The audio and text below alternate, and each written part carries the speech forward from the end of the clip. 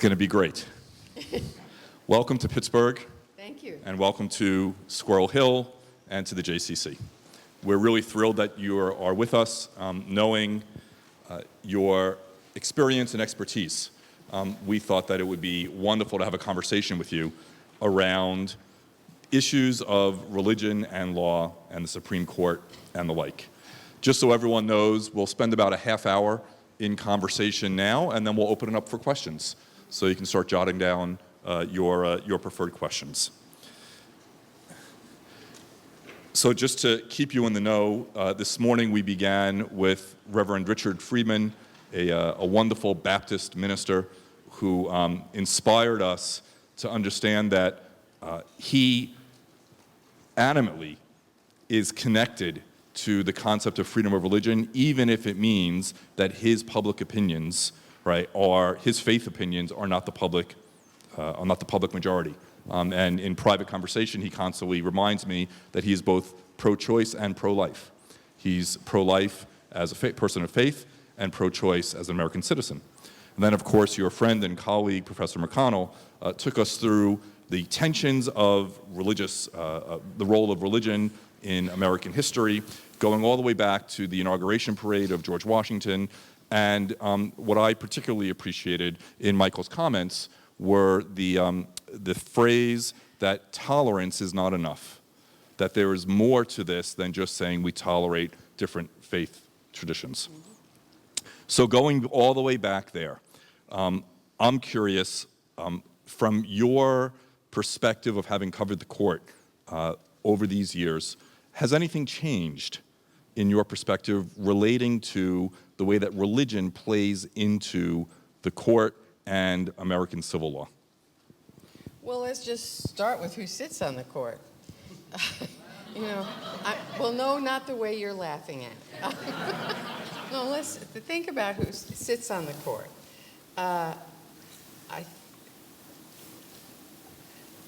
Brandeis was the first Jew on the court, and forever after, I think there was only one Jew, except when there wasn't even that. And then there was usually one Catholic, and only one. And now there are what I could only call 5.5 Catholics, because Justice Gorsuch was, of course, raised Catholic, is now at least technically Episcopal. And he, I think, changed his religion when he married an Episcopalian. But he was raised a Catholic, and 3 Jews. And there are no Protestants. I mean, when I started covering the court, they were almost all Protestants. And now there are none. Justice Symons was the last Protestant. And what was interesting to me is, at some point in when he was in his 80s, I realized that when he retired, there very likely would not be another Protestant replacing him. And I set about to do a piece about it. And it was so tricky that I talked to a lot of people, some of them on tape, some of them off, but they basically didn't want to go there. Any discussion of somebody's personal religion is now considered so off base without even discussing it that people can't discuss it. So let's keep on that line. Let's assume a post-Trump America. I'm not looking for cheers or jeers or anything of that sort, but we know that at some point his term will end. When that does happen, do you think that there is room for more balance, for Protestants, for non-Abrahamic faiths, for a Muslim? I think there probably is. Well, I was going to say in the Trump administration, but actually, as I thought about it, most of the people that I think of who I initially might have thought were not either Jewish or Christian, whose families come from Southeast Asia and things like that, and I might have presumed were Hindu or Muslim, are in fact not. All the people on the Trump list who have names that look like that are Christian. And to what extent do you think now the makeup of the religiosity of the court plays into their decision-making? Are the Jews always going to be liberals? As long as they're from New York. Yeah. I fed you that one, didn't I? Yeah, you did. Right. I know. I think actually, I think it's more likely than not, in part because Jews are a distinct and small minority, not in urban centers where they're more likely to come from on the Supreme Court, but even in places where there are that are not urban centers, they may even feel their minority status more. And I think that leads to a certain degree of liberalism. There are, maybe not in some areas. People disagree about. One of the interesting things about the Supreme Court is that even as it is considered a 5-4 court right now on most of the big issues, the banner headline issues of the day, there are always cases that there are unusual alliances and allegiances and differences. I mean, there's only one member of the Supreme Court that I can tell who is really devotedly against a lot of what has been the doctrine dealing with Native Americans, and that's Neil Gorsuch. It's not any of the liberals. They tend to vote that way, but not always. And I hear often in news commentary that Roberts is now the surprise swing vote. Yes? No? Maybe? Well, when he swings, it's always a surprise, but Yeah. but he doesn't swing very often. And you can tell how much of a surprise it is by the fact that the two biggest cases that I can think of, I mean, there are obviously cases where he's in the minority, where you might have expected him to be in the majority, or vice versa. But the two biggest cases are clearly upholding Obamacare, the ACA case, and the census case this year. Those are the two biggest cases where he would cast the fifth and deciding vote, siding with the court's liberals. And in each of them, if you were a knowledgeable reader of that opinion, you knew he changed his vote. You knew he started out one place and decided, I can't do that. It just doesn't make sense for me to do that. So let's go back towards the beginning and the founders who understood that it wasn't just about tolerating diversity in religion, but really embracing that diversity. Do you think that today, I'll give you two options, are they rolling over in their graves, or are they reaping the fruits of their labors at this point? Maybe a little of both. I mean, the clauses of the religion clause are in tension. It's, one says there's separation of church and state, and then the other says you have the free exercise of your religious views. And there are many different ways to interpret that. One says you can exercise your religion up to the point where you get to the end of my nose. That's the sort of ACLU liberal view. And the other says there has to be much greater accommodation between church and state, not any sort of rigid divide even at the nose. And there are all kinds of gradations in between. I don't think we see a lot of gradations on the court at the moment. I think we see more of one view and the other view.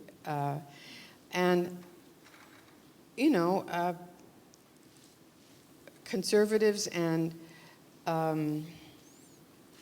accommodationists, for want of a better phrase, people who are free exercise advocates more pronouncedly, have been working for a long time to tear down some of that wall of separation between church and state. And they think that the Supreme Court for generations has overdone it and taken religion out of the public square and out of public life and made it so that, and has harmed pluralism by essentially stacking the deck for non-religionists or for a non-religionist point of view. And I'm personally not of the view that I think you can tolerate each other on some of these questions, but you can't embrace each other because people have very different ideas. So let's go to that question that always comes up in December, but probably should be answered in February, which is on the public display of religious items, right? You know, on public ground, public funds, and whatnot. How would you paint that in the tension? Well, for all the time that I covered the court until just about now, there was a majority on the court of, if you combine the liberals and the more centrist members of the court, and even when I first was covering the court, some of the sort of more old line kind of conservatives, they were sort of the mainline Protestant WASPy view that religion is personal, not public, and that you should not have either a menorah or a cross at City Hall. And that began to get whittled away, and now I think there probably are 5 members on the court who are very clearly headed in the other direction from where we had been for many generations, which was more in the tolerance and the less embracing in the public square anyway, and when we're talking about symbols. And even to the point that in 1980 something or other that I can't remember, Justice Scalia, a conservative icon, wrote a decision called Smith versus, I think it was the Washington or Oregon Unemployment Division. And the question was, there were a couple of guys who'd gotten fired from their jobs because they'd been smoking peyote in a ritual Native American ceremony. They were both Native Americans, and they lost I think they couldn't get unemployment compensation. And they challenged that because they said they were only exercising their religious rights, and there had to be that kind of traditional accommodation of their minority religious views. And Justice Scalia wrote the court's opinion, and it said that as long as the state adopts or a government adopts a neutral principle that applies to everybody the same, in the same manner, even if it has some unfortunate consequences for some minorities that you might not like, that still is permissible. That's the way the Constitution is supposed to work. And Congress rose up almost as one and overwhelmingly passed a statute, the Religious Freedom Restoration Act, that essentially reversed that decision. And it was under that statute, for example, that Hobby Lobby was permitted as a corporation that employs 13,000 people to refuse to provide contraceptive care in all respects to its female employees. That's under RFRA. That's not under the Constitution. If RFRA were abolished today, we would go back to Smith, except that now there are 4 justices on record saying that we ought to reconsider Smith, too, and essentially constitutionalize RFRA to some extent. And that, it's a very different place than we've been in quite a while. So Jeffrey Toobin wrote last year that conservatives now cite the Free Exercise Clause to allow religious people to exempt themselves from obligations that are binding on all other citizens. What do you think about that? Is that where we are now? Well, I think that's an unkind way to put it. Let's put it that way. Mm-hmm. But it's not necessarily untrue. So that there's a case that's pending before the Supreme Court in which a guy says he shouldn't have to provide his Social Security number to his, it's not his employer, it's something, I know what it is, to provide his Social Security number because that's against his religion. Well, there have been cases like that for years, and the court for years upheld the state's requirement. In this case, it's so you can ferret out fathers who are not living up to their court requirements to pay for child support. And it's under a federal law that in order for states to qualify for money to enforce the laws that make fathers pay child support, and there are grants, federal grants for that. In order to help facilitate that, you have to have people's provide their Social Security numbers. That's a very stark case, and there's and religious rights groups are challenging the Smith case because they say, this adversely affects this guy who has an admittedly the views that most people don't share, and that he should be exempt. Well, that's Smith. It exempts you from a generally applicable rule. So as we move forward, and I ask you to look into your crystal ball, for people who care about the establishment and the free exercise thereof clause, what do you think is going to be, what's going to bring our attendance up, right, in the year to come? Well, there's that case which the court has not yet taken. Yeah. There's a case that asks, from Montana, that asks essentially not just if you can provide state-funded tuition grants for scholarship money for parents to send their children to religious as well as public schools, but if you must, and this is a little bit circumlocutory, but I'm going to tell you more than you really want to know. In the late 1800s and I think even early 1900s, states passed something called Blaine Amendments, and they were largely seen as anti-Catholic. And three-quarters of the states have Blaine Amendments, state constitutional Blaine Amendments, that bar the state from giving direct or indirect aid to religious institutions or religious schools. And Montana has what's called a baby Blaine Amendment. That is, it revisited the Blaine Amendment in 1970-something or other, passed a new version of it. And the state had a system of giving tax credits to low-income people for both religious education at religious schools and at public schools, or at other private schools, non-religious private schools. And the state Supreme Court struck down the law as aid to religious schools under its baby Blaine Amendment. And now normally when a Supreme Court rules based only on a state constitution, that's the end of the story.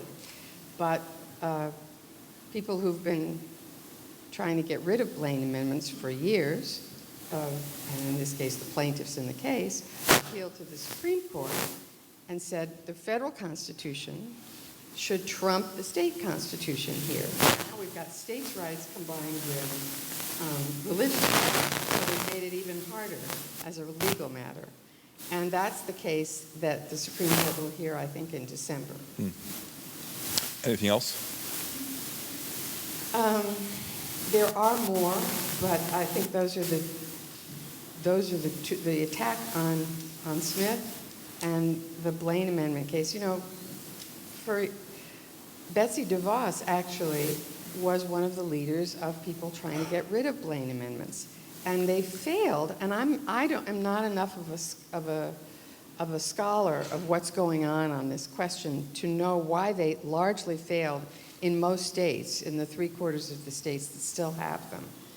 But they failed, and now those Blaine amendments are being essentially challenged in the Supreme Court. Okay. So as we transition towards people asking you questions, just one last question. If we wanted to better inform ourselves, what would be on our reading list from your recommendations? Well, one of my favorite books, which actually you got wrong, is not the John Marshall. She's talking about the notes that I sent her based on our prep conversation. Yes. So I want to thank you for pointing out that I got it wrong. I feel very good about that. You got two Yeah. of them right. You got, that's I was waiting for an email response, but So there are a lot of biographies of John Marshall, and there's one by Brookhiser, which is new. But the one I love the best is by a guy named Gene Edward Smith, and it's actually pretty old. It's got to be probably about 20 years old. And I just love that book because it not only told me so much about John Marshall, it told me so much about the early times of the country. John Marshall was not only the most important Chief Justice ever, he was also one of the top lieutenants to George Washington. Although he was a lieutenant, he wasn't a captain, he was a young lieutenant.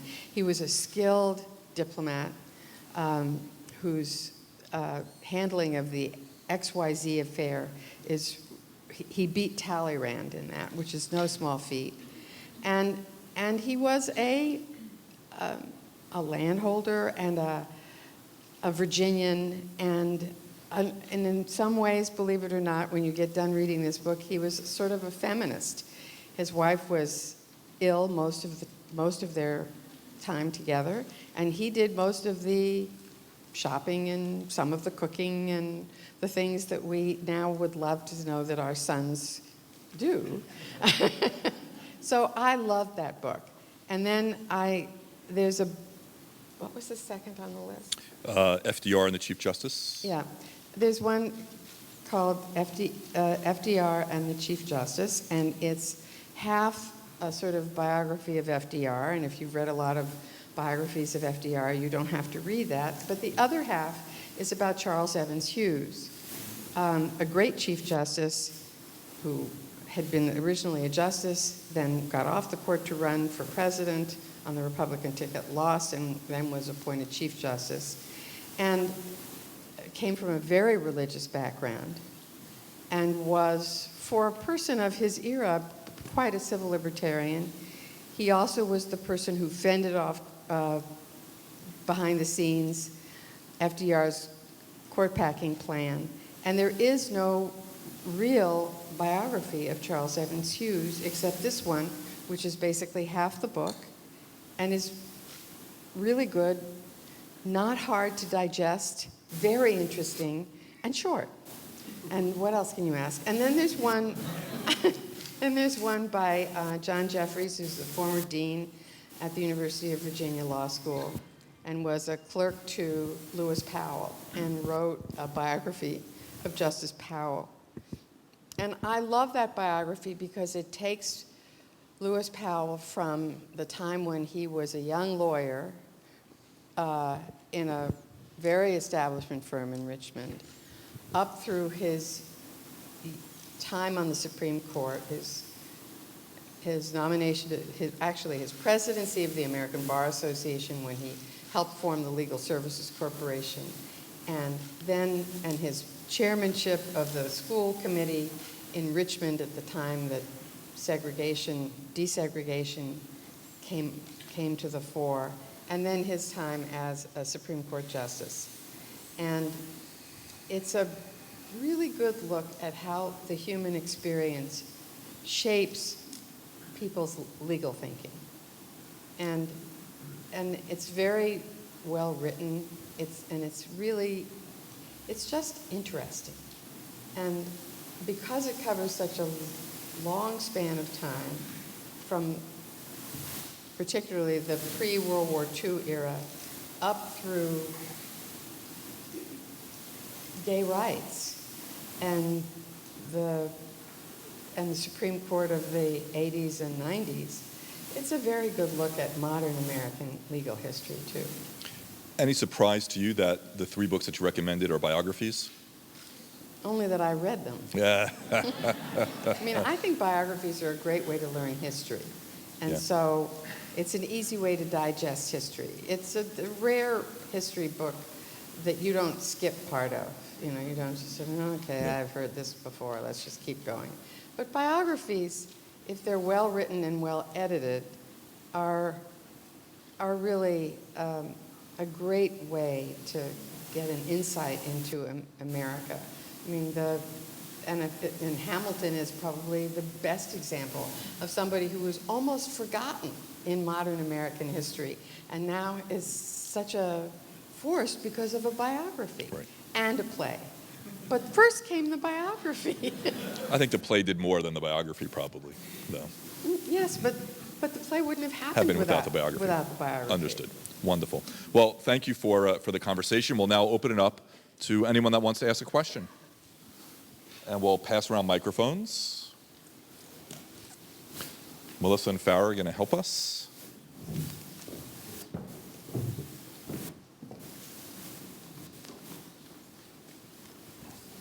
Hi. The rabbi is a great interviewer. I thought to Wow. myself, we have to discuss the First Amendment religion clauses. Half the time I can't get my brain around them. How are we going to do that? And he just made it easy. It's very kind of you. I will let you know that it was because of a conversation with my wife, Rabbi Barbara Symons, and our college sophomore son that we were able to come up with the questions. So I don't take credit for it at all. I texted him in the middle to tell him that the question came forward, so thank you.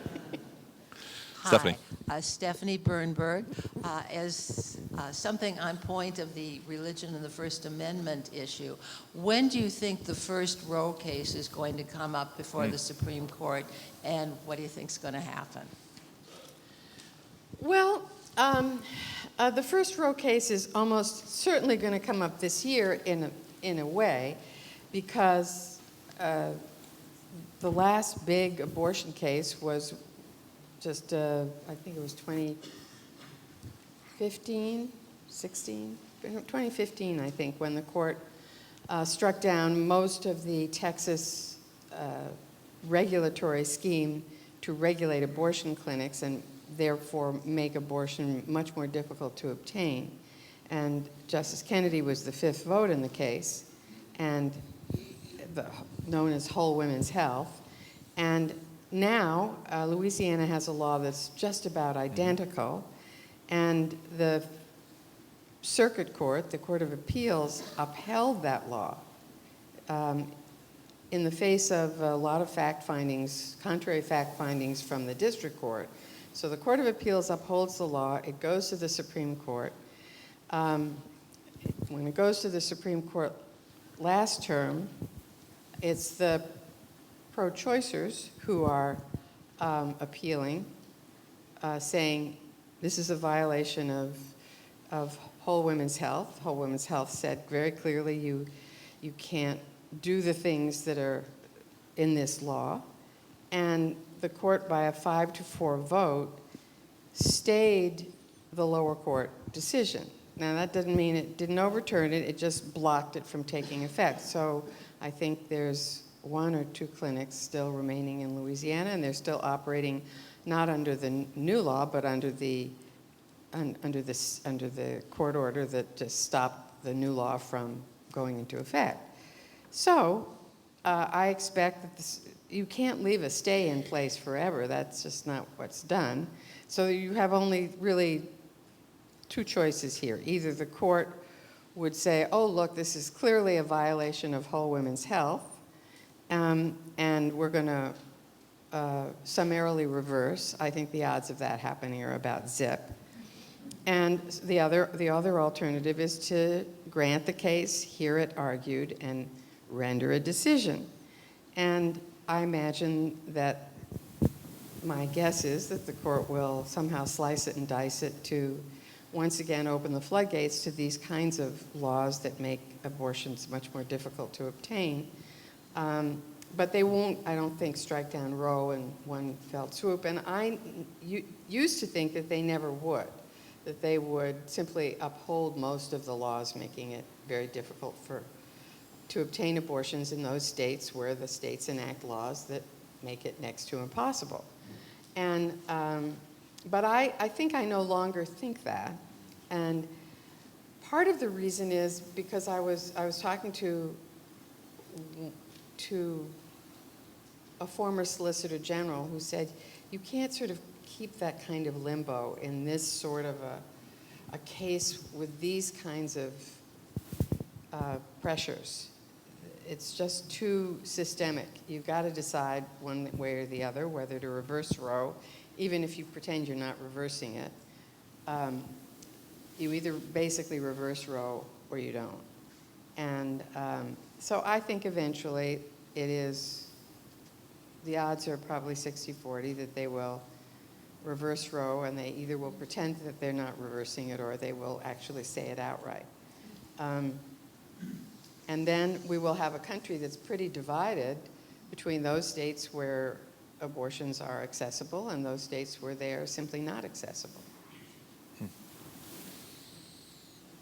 My name is Wendy Levin Shaw, and what I want to ask about is my lack of confidence in the court in terms of the way it's being talked about being stacked by our current president. And I'm wondering, am I inaccurate in having a sense that the politicization of the court is more now than it has been in the recent future? Recent past, sorry. You know, I think there's a difference between politics and ideology. Politics is partisanship.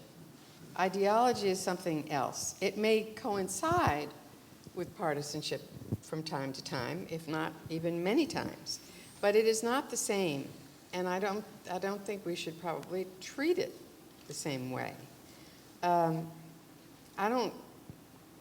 don't call the members of the court who were appointed by Republican presidents the Republicans any more than I call the democratically appointed justices the Democrats, because I don't think they are, and they've made rulings that have been, in both cases, that have been anathema to various administrations.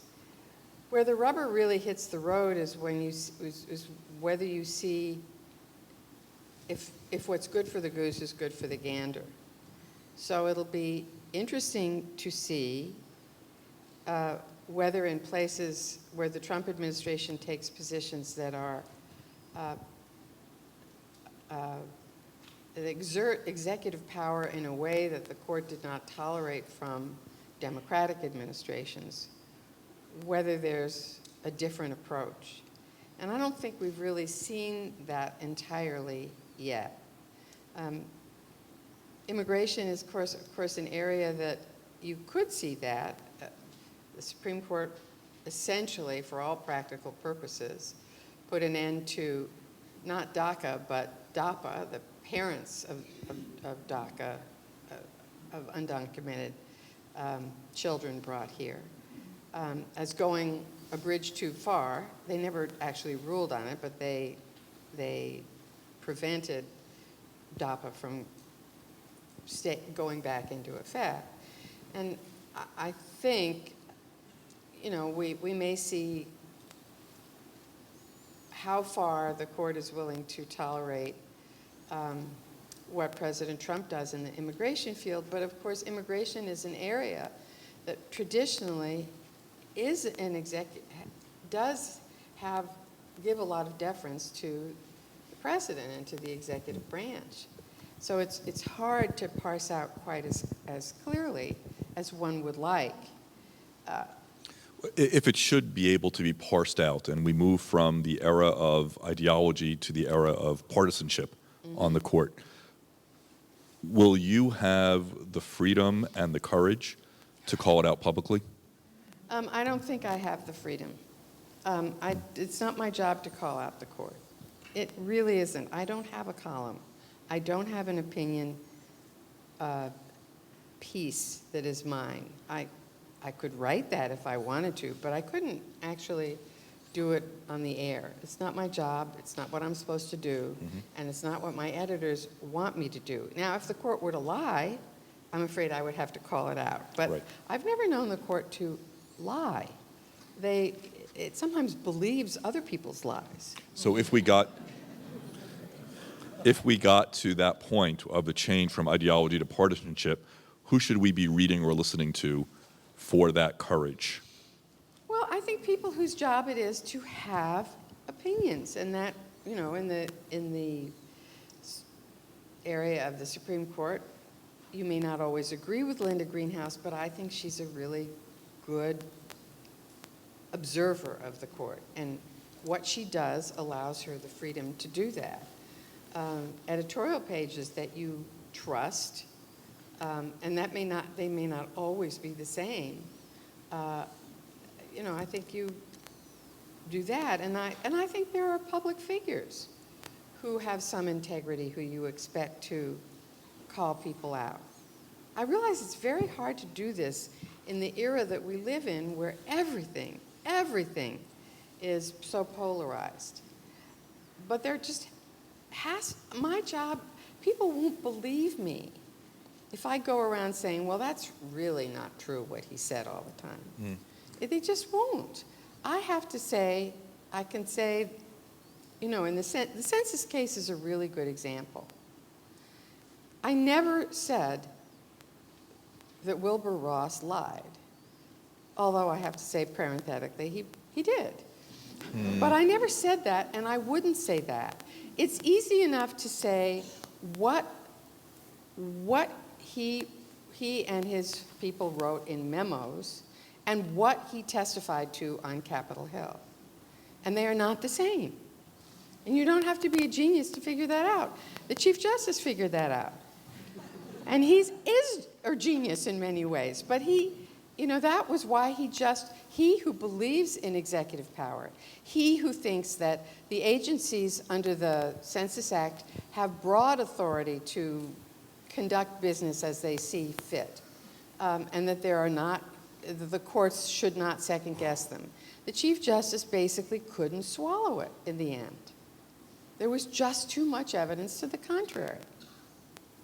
And in that case, there was talk that they wanted him to bring it back and just change it a little bit.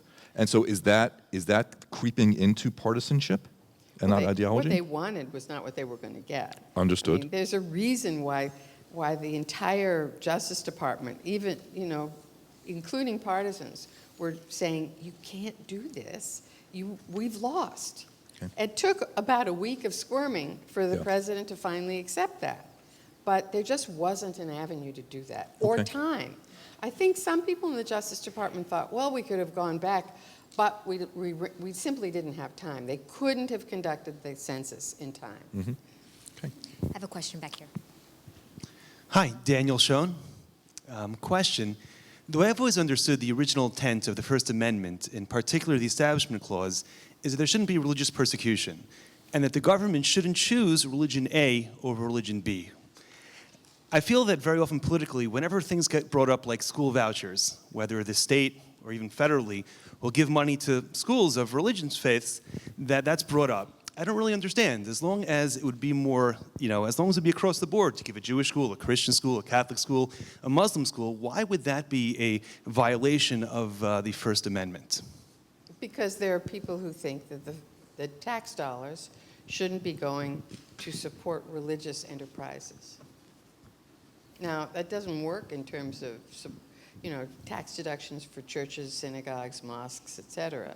They all get the same tax deduction. But for a lot of generations, there has been the notion that tax dollars should not be supporting religious, for want of a better word, indoctrination. And that and the contrary view is what you just said. And then when you add the layer of Blaine amendments on top of that, when 3/4 of the states have state constitutions that bar either direct or indirect aid to religious schools, that's why it's an issue. And you know, any of those state constitutional amendments that were passed could have been unpassed, too. They just never were. They never have been. Could you extend that out to the conversation around the Johnson Amendment? And for many of us in the room who work for religious organizations, the restriction of articulating a partisan point of view, yet so many either already do or want to but feel held back with it. How does that play into it for you? You know, I would have to pretend that I'm an expert on the Johnson Amendment, and I'm not. So, I'm not really begging off. I just don't know enough to even have an opinion. Johnson Amendment has not gotten to my doorstep yet. It's over in the House and the Senate. Congress. Okay. I'm Carol Emerson. My question has to do with states' rights. You've referred to Roe. You referred to the Lay amendments. In each case, I think that we as a nation haven't resolved where the final buck stops, as it were. I think it's coming up again with California and their emissions, and Mr. Trump denying them to have greater levels than the federal ruling. Have we ever really, or will we ever really resolve our issues of states' rights versus federal? Probably not, because it all depends on what is involved. I mean, the California emissions cases all involves a statute, and what the powers that the state has are that are allocated to the state are under the statute. And you know, there are many different permutations of this clash. There was a case, I don't know, 10, 15 years ago about whether, I think it was Massachusetts, could refuse to do business or had in some way passed a law condemning, I think it was Burma, and because of its treatment of political dissidents. And the Supreme Court struck it down. And I don't recall that it was particularly closely divided. I could be wrong about that, because clearly states don't have power to conduct foreign policy. Federal government under the Constitution is what has the power to conduct foreign policy. But there are all different notions of states' rights. I mean, there's the states' rights. You know, there were people, we fought a civil war over states' rights, but it's not a uniform answer, and we shouldn't think that it's always a uniform answer. I mean, some people are more advocates of federal power. It used to be the Democrats were more advocates of federal power. These days, it's Republicans and a Republican administration that are more advocates of federal power. You know, what goes around comes around. I'm Allison Wardrop, and I hope I don't put you on the spot with this, but what is your opinion about why the Pledge of Allegiance, even the Lord's Prayer, was taken out of public schools? Is there any chance to have it again, or why was this done in the first place? The Pledge of Allegiance has never been taken out of public schools. If it's out of public schools, it's done voluntarily. The Lord's Prayer was because the court has ruled that even a moment of silence in one case was clearly an expression of religiosity of some kind that might be offensive to some of the students who are there. After all, public school students are there as captives. They don't actually have a choice. Unless they're homeschooled, they have to be there.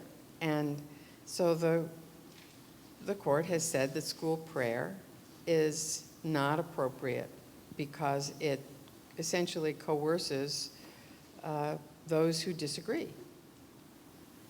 But the Pledge of Allegiance, the court has never struck down the Pledge of Allegiance or said you can't have that in public schools. What it said was, in the 1940s, I think, was that you should not have to stand for the pledge or salute the flag for the pledge if that's against your religion. And it actually changed it. Originally, it said you did have to stand and salute the flag, and the court subsequently changed its mind and said that was a violation of individuals' religious rights. My name's Ray Baum. I'd like to go back to the Establishment Clause. It seems to me, and you can, this should be a question, not a statement, but that the reason that we are so concerned about spending money on parochial school education or other things like that is that the Founding Fathers were, for good reason, and I think we still should be, very concerned about the government getting involved with religion, that the government should be totally neutral to the religion, and that when the government starts spending on religion, it tends to regulate. And that the one thing you can do with religion, you can say, okay, we're going to have fire safety laws that apply to churches, but we're not going to be much beyond that. Well, that's one view. I mean, it's not everybody's view, as you know, and religious institutions are very divided about this, between those who say, just stay out of my way, let me do what I do, and you don't regulate me, and I don't regulate you, and those who believe that their religious views, or religious views in general, should be more part of the public conversation, the public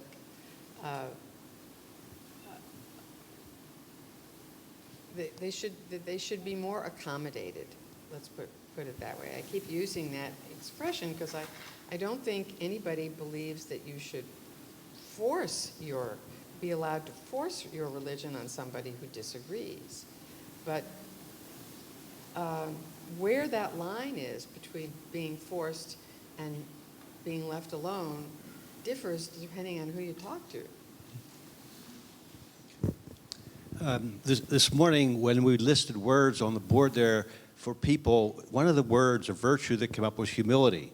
And we talked about that here in relationship to trying to listen to another person and understand where they're coming from. So I'm wondering, on the Supreme Court, when you see these people who have lifetime place there, have you observed any that can truly listen to the other and might change his or her mind because they hear what another person has to say? Or are they so locked into the way we see the votes, 5-4, for instance? But is there any humility to say, you know, I really learned something from you that I didn't appreciate, and therefore it might affect my vote? Well, I think that there is some ability to listen, but I do think that this group of people are more locked in than previous courts have been because of who they are and who appointed them and why they were appointed. And that doesn't mean that they don't have areas of agreement, but in those big sort of social issue flashpoints, they tend, I think they have come to views that they hold quite seriously, and in many instances, that's the reason they were appointed. And they're not about to change their views because somebody they respect may even like has a different view. It's just not going to happen. And the court today doesn't have much in the way of bridge people who vote on both sides in those kinds of cases. And the court, you know, even when I started covering the court, there was much more. I don't think, because the country wasn't as polarized, the nominees weren't as polarized, and the people weren't as polarized, and the issues that came to the court weren't as polarized. And in fact, the most polarized cases, they tried to stay away from as much as possible. And when I was young covering the court, it was the Vietnam War, and the court did not want to go anywhere near dealing with a case that challenged the legality of the Vietnam War. It ultimately had to deal with issues involving the draft, but it really did everything in its power to stay away from that. And you can even look and see, if you go back to the early cases involving flag burning or flag destruction and those statutes, the early cases were in the Warren Court, the liberal Warren Court, and the liberal Warren Court upheld those laws. It was the later court with some conservatives on it, including Antonin Scalia, for example, that struck down those laws as a suppression of political expression. So let's go back to the concept of biography being a way of learning. I know that you've been spending a lot of time with Justice Ginsburg recently. Has she found her Justice Scalia, her next Justice Scalia, given the nature of their warm relationship? On the other side? I don't really think so. Yeah. You know, part of the reason they were such great friends is that Scalia, first of all, was a totally charming and very funny guy. And she'd known him for a very long time, starting back when they were both professors even. And then they served on the DC Circuit together for more than, I think, for a decade, and then on the Supreme Court. And they were very fond of each other. She loved him because he made her laugh, she always says. But they were I think probably the best interview I ever did was of Scalia and Ginsburg together on a stage in front of 1,500 people at Lisner Auditorium. And it was so terrific because they came to play. They liked each other, they respected each other, they told stories about each other, and they fought. They fought respectfully, and I did not allow the audience to applaud. So, you know, in the beginning, there was a lot of applause for her and not much for him. And I said, you know, this isn't a campaign rally, so let's just not applaud anybody. Let's just applaud them both when we're done.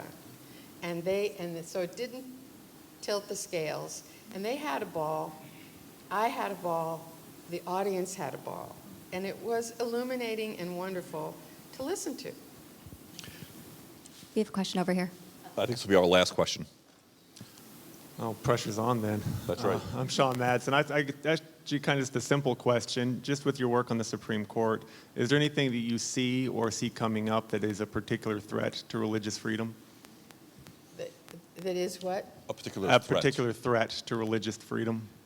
You know, I'm sure there are people who think that these cases that are before the court now and some of the other ones that are coming up are a threat to religious freedom, and there are lots of people who don't.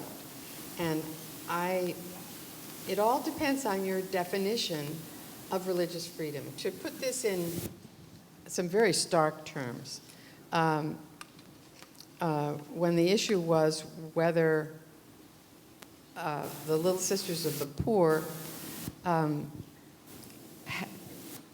had to comply with Obamacare's requirements on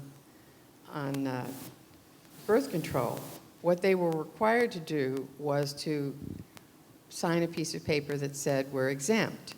And they said, if we do that, we are party to your furtherance of birth control, and we don't want to do that. It's a violation of our religious beliefs and rights. And believe me, there is no more saintly group than the Little Sisters of the Poor.